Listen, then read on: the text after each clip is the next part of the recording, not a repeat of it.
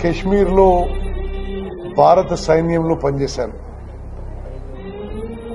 శ్రీనగర్ పట్టణానికి దగ్గరగా ఉన్న అవంతిపూర్ ఎయిర్ ఫీల్డ్ లో ఇండియన్ ఎయిర్ ఫోర్స్ లో యుద్ద విమానాల పైలట్ గా ఉన్నాను.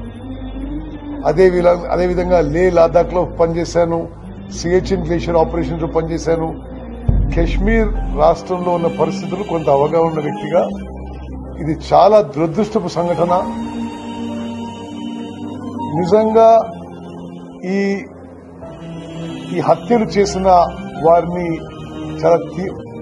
వారిని చేయించిన వారు ఎన్నుకున్న వాళ్లను కూడా చాలా తీవ్రంగా పరిగణించి మరి దేశం ఒకే తాటిపై యునైటెడ్ గా దీని మీద డెటరెంట్ యాక్షన్ తీసుకోవాలని చెప్పి నేను విజ్ఞప్తి చేస్తున్నాను.